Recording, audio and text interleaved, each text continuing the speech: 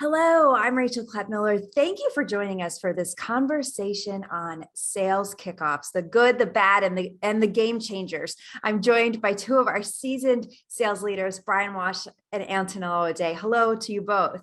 Hello. Hi, Rachel. Hi, Rachel. I came up with that name myself. It sounds pretty dramatic. No pressure though for this conversation. But both Brian and Antonella have been through their fair share of sales kickoffs as reps, leaders, and now helping our own clients execute transformative sales initiatives as part of sales kickoffs. And I know you both have seen it all. And so today we're going to talk about how you can set your own SKO up for success. So let's just start with a broad question. I'd like to get both of your perspectives on what do you think the best sales kickoffs do? Antonella, I'll start with you. That is a good broad question. So I'm going to give you two things specifically that I think the best ones do. The first one is I think it takes, my experience has been that it takes the sales team to a place they weren't prior to that meeting. So when you think about a sales kickoff, it really has to be all about the team and delivering value to them. When you think about the man days lost, taking them out of the field to execute the SKO, it's significant. And if it's not giving the sales team something that makes up for that time lost and then some, that's a huge miss. The second thing that I think, or my experience has been as it relates to the best sales kickoffs is it should inspire the team. Let me tell you what I mean by that, because my experience has been that inspiration comes from a few different places. Number one, rewarding success and accomplishments of the sales team, sharing stories of success shared by customers, and finally, what is success going to look like going forward? So let me break those down a little bit. So there's nothing more, valuable than recognizing your people. They work hard, and recognizing them in front of the whole team really builds appreciation for leadership, and it builds loyalty, and that's really priceless. Then there's this whole concept of sharing stories, or as we call them, proof points of customer success.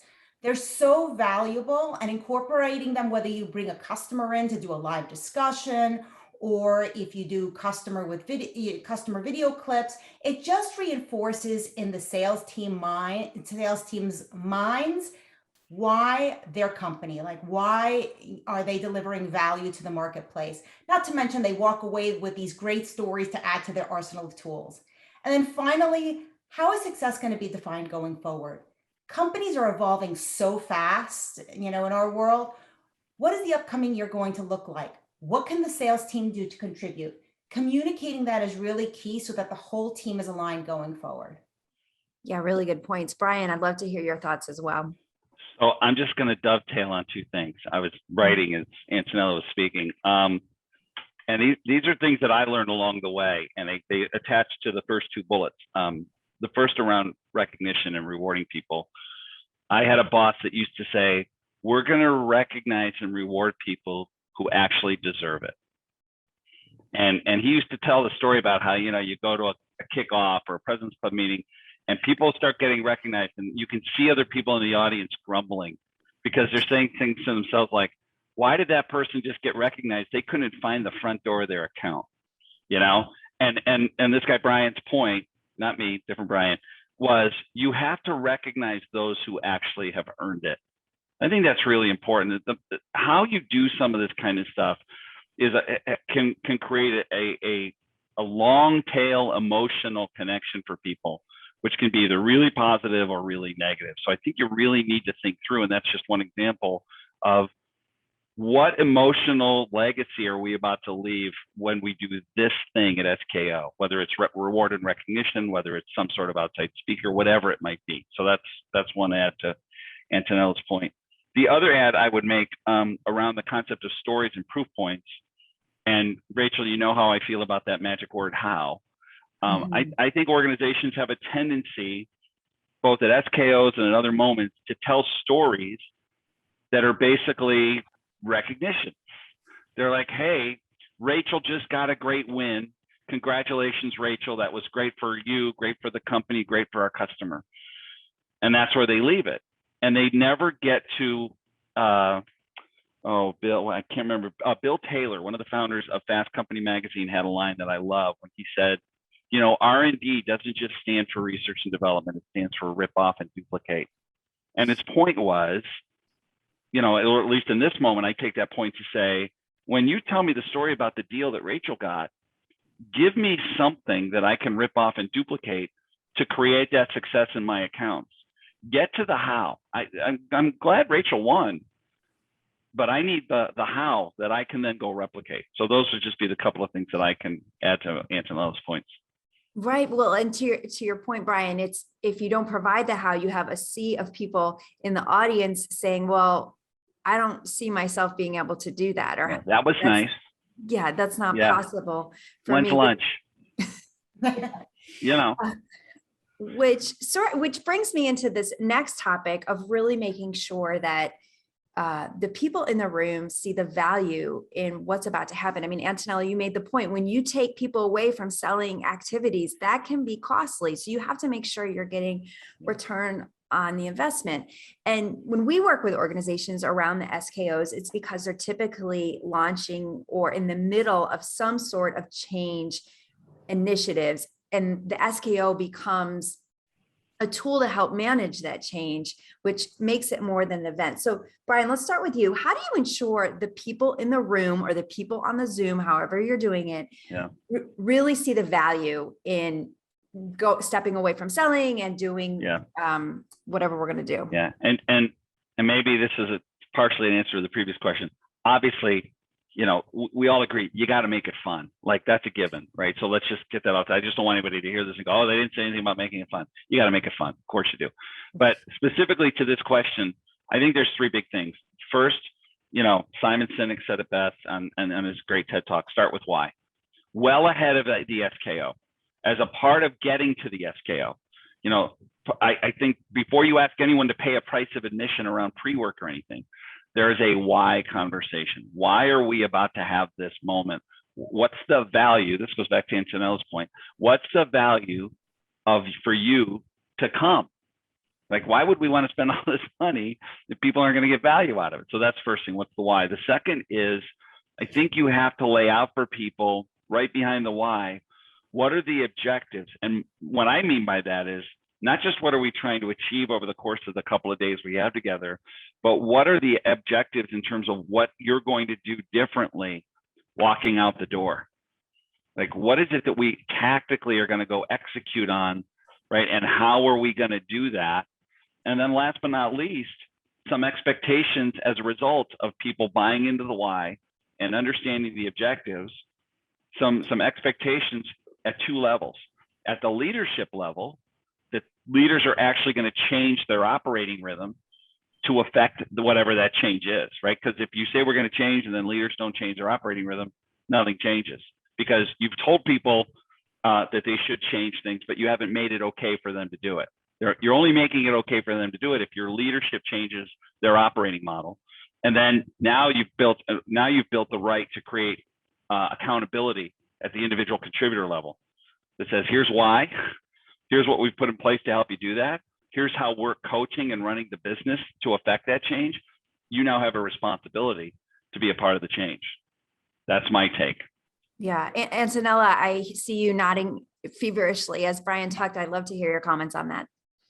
No, I agree with all the things that he said. I mean, there is really nothing that I could even add to, what he said there. I think, the challenge sometimes with some of these events is that very often we want to, do so much during the actual SKO that we sometimes water down or miss the message because we aren't focused just on the value that we're delivering to the team. And so, that's my word of caution to anybody doing these is, keep the objectives of it front and center. Like, what exactly are the outcomes you're trying to get out of this? And let that be the driving force so you don't get derailed on these events. Yeah. And Rachel, that just an example of that. Brings up a question that we get a lot when we do SKO conversations or webinars about enablement leads who struggle with convincing executives that not everybody needs stage time.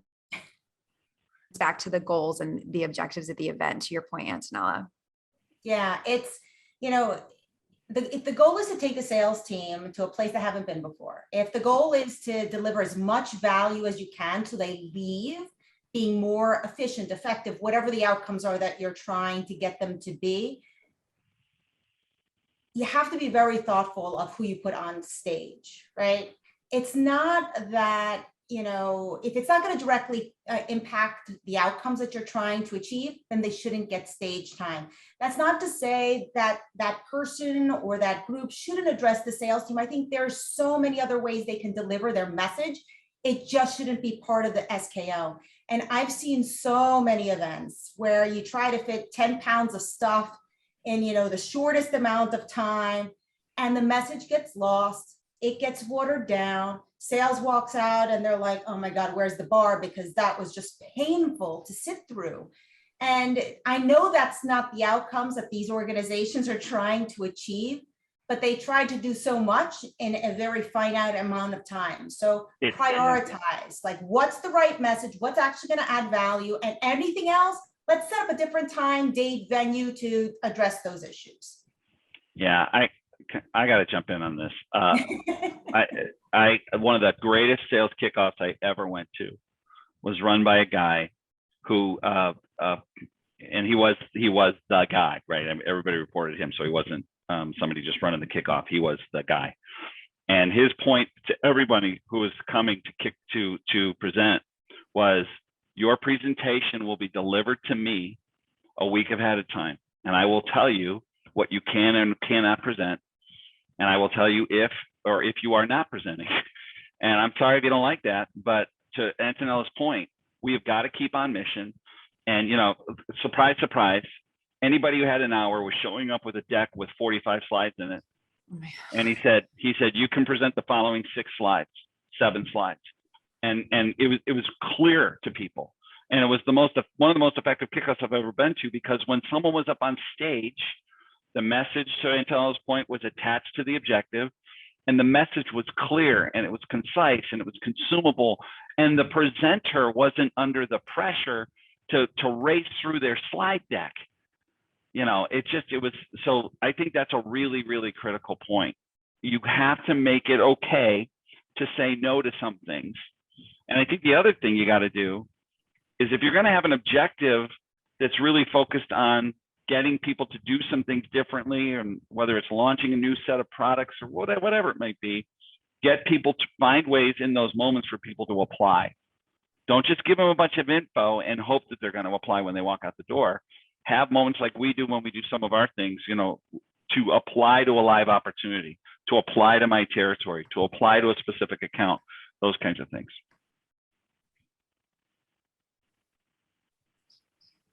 Yeah, I think, you know, live opportunities, and that breaks up, you know, you mentioned having fun, but it's also about breaking up the flow of content. We have this concept we call death by PowerPoint, and really something you want to avoid in these situations. Yeah.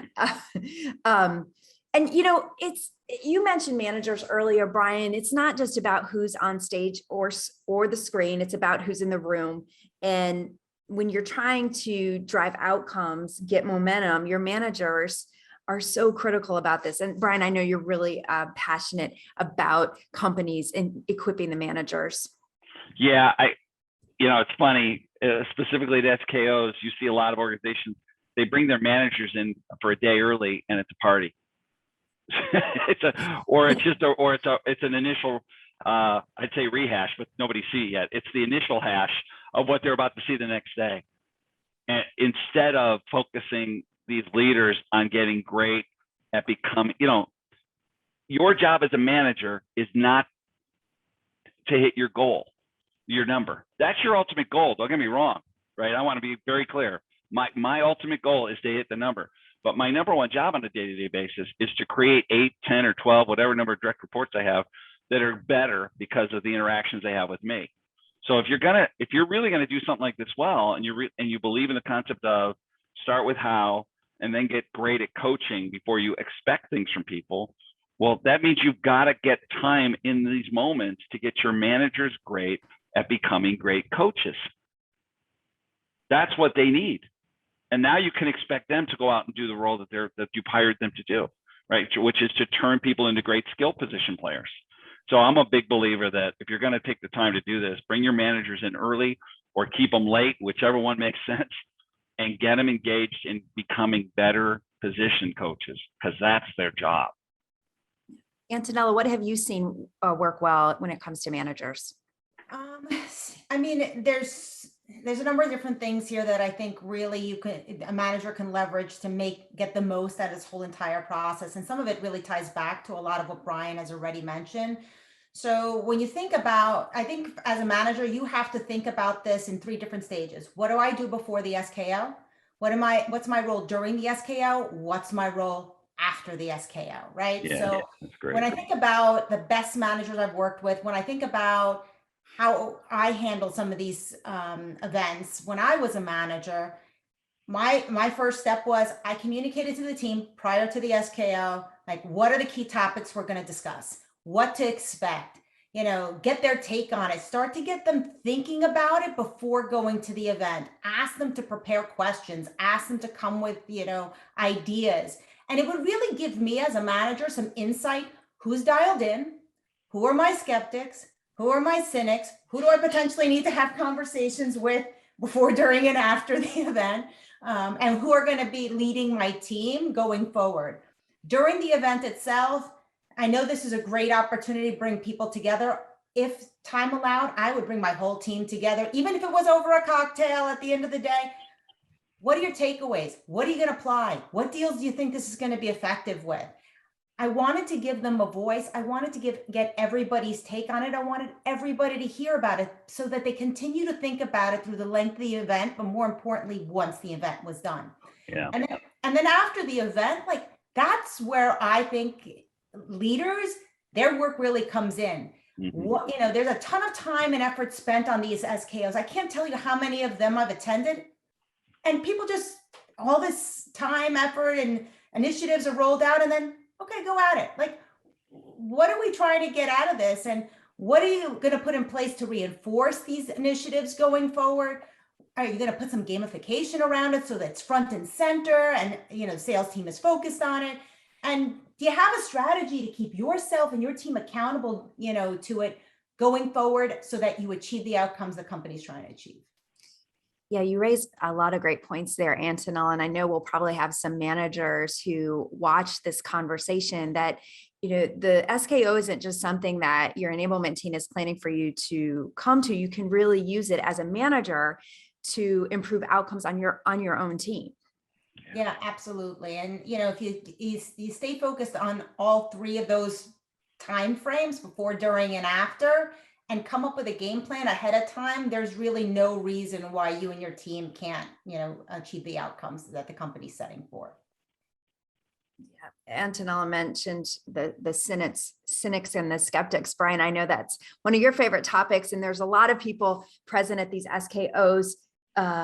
And when they're presenting, they know they're dealing with skepticism in their room for maybe sometimes for valid reasons, right? So talk through your advice of dealing with that skepticism in the room. Okay. So 3 groups of people: early adopters, skeptics, and cynics. Recognize and reward your early adopters. Find ways, appropriate ways, right? To recognize them for their behavior, for what they're doing, because they already see the value, et cetera. And that in and of itself starts to send a message. But your skeptics and cynics, first and foremost, are hard to, what's the right word? Bifurcate, because they look a lot alike at first. They're both sitting there and they're asking themselves the same question. Is this the same old movie all over again? I've seen this. Somebody's up on stage telling me to do something or telling me we're going to do something, and nothing's going to change.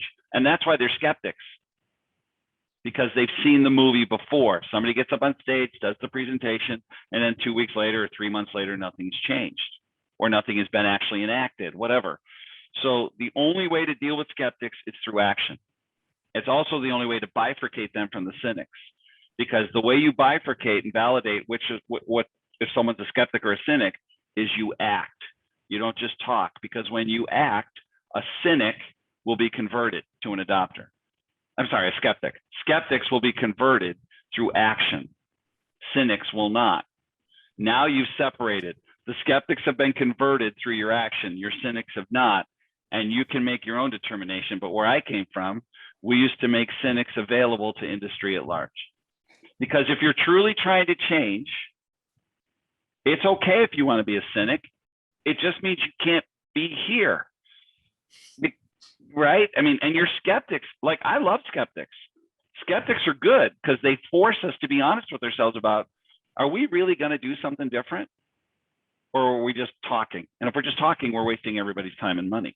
So skeptics are good because skeptics will be converted when you actually act. That's it. Yeah. So at SKO, you got to prove to them you're going to act.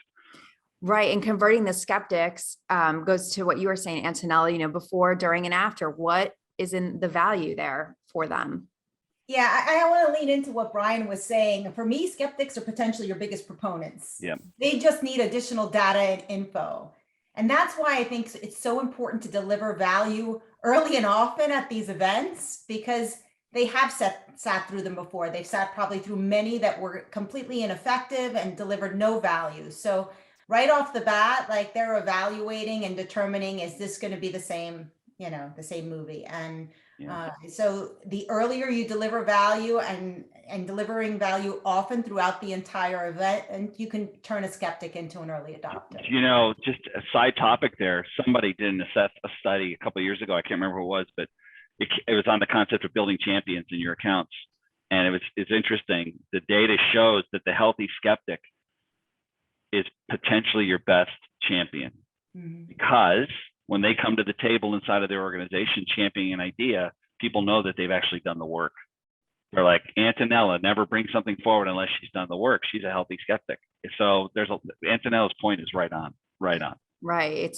We've all been in those rooms where we say, well, even this person's on board. So yes, right. And one thing I wanted to say too, that I know that we have said before, is there's nothing wrong, especially if your company is in a certain type of situation, of calling the skepticism out. You know, I know that we've done this before. I know here's why this time is going to be different. Now, they can't just be words, right? They've got to be backed up with actions. But there's nothing wrong with calling that out in the room at a sales kickoff. I totally agree with you. Nothing to add. Totally agree. Yeah, I think candor and, you know, admitting to past errors just shows, you know, you're in tune with what actually is going on. Yep. Right. And it makes what else you say very authentic. People believe that you're not just, you know, giving it the once over. Antonella, let's go to you on this one. Where do you think sales leaders make their biggest mistakes? I feel like we've talked a little bit about them, but I'd love to hear where you think they make the biggest mistakes. So a few things here. I mentioned this before, like too much conversation, talking at the group. I think the most effective or SKOs have a lot of interaction, a lot of like breakout groups, a lot of conversation where the best ideas win amongst the sales team itself. So create time to make sure that they have an opportunity to speak and share ideas. Anything that shows lack of alignment across the organization, that's a big miss. And Brian brought up a great point about that leader that he worked with that saw everybody's presentation ahead of time. I've sat through some SKOs where another department comes up, delivers a presentation, and it is not aligned with the overall company goals. And that is a massive miss. Not leveraging managers and top sales performers to talk and present at these events, I think that's a huge mistake. It's great to have leadership there. You want to hear from the top team at a lot of these events. But I think when people say like, what I got the most out of, very often they'll say, hearing so-and-so talk because they're the closest to the customer. And I want to know what they're doing to be successful because that's going to impact me and what I do. So really incorporating top sellers, top managers to really talk about the day in the life and what they're doing to be successful. I think that's really helpful. And then, you know, being thoughtful of who, you know, you bring in to train, whether it's a motivational speaker or an outside company. really making sure that everything ties together nicely, and making sure you understand the message of what they're delivering. I've seen great motivational speakers and, training organizations. I've seen horrible ones, and that can completely suck the air out of the room. So you want to make sure that you vet those out and that it's very much aligned with your goals and the culture of the company. Yeah, Antonella, you mentioned, having a lower level person talk, and it made me think of the point Brian was bringing up earlier about providing the how. They want to know, if they're the closest to the customer, how it's getting done. Would that be not providing the how be one of the biggest mistakes, Brian, you think leaders make? Yeah. What would you say? Yeah, the whole SKO lives at this high level, this academic or theoretical or, go do this kind of level, but they never get into the how. How do you effectively do it? I go back to some of the best moments I had in my sales career was when the company would come forward and say, hey, here's exactly how we did this deal in this healthcare organization or this manufacturing organization. And you happen to have 20 healthcare organizations in your assignment. We want you to run the following play. Not go get a win. We want you to run the following play. Here's how you run this play. This over multiple months or multiple weeks to create some sort of understanding as to whether or not there's a fit, and then how to drive the deal forward. Like really specific how. And that's why I'm in total lockstep with Antonella. And then into small groups where we're really planning how we're going to execute those kinds of things when we walk out of the room.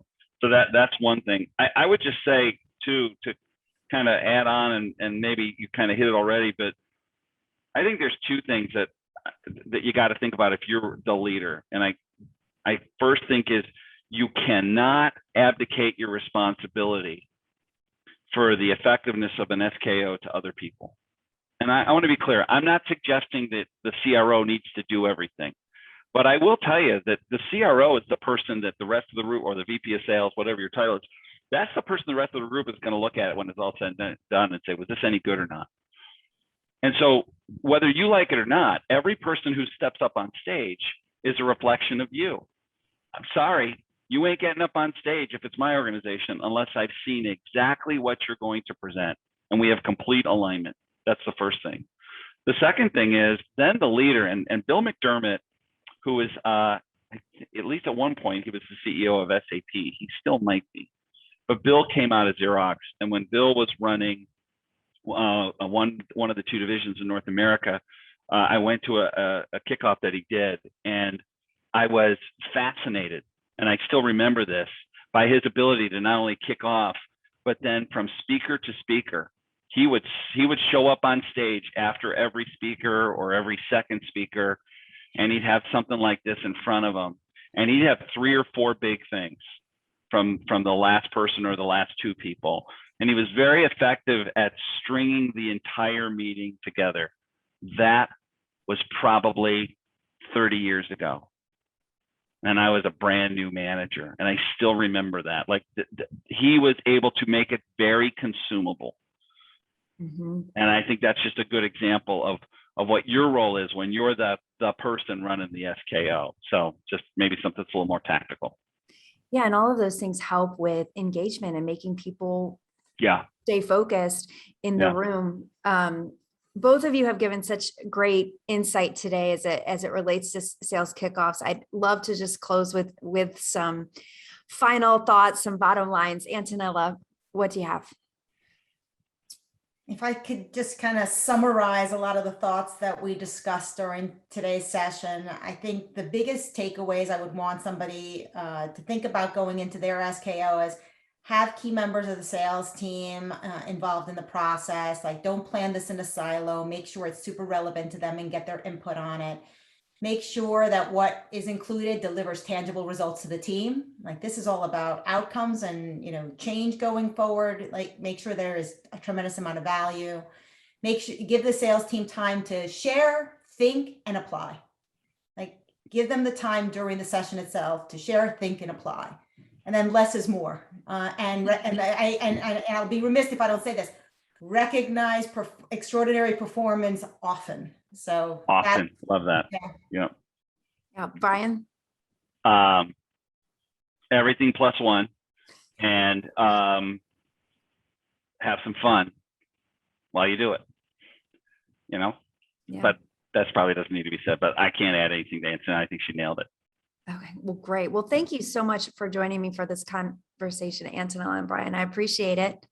Pleasure. My Thanks for the chance. pleasure. Yes, and thank you to those of you watching this conversation. And don't forget, if you're looking for more sales kickoff resources, be sure to check out the resource tab on forcemanagement.com.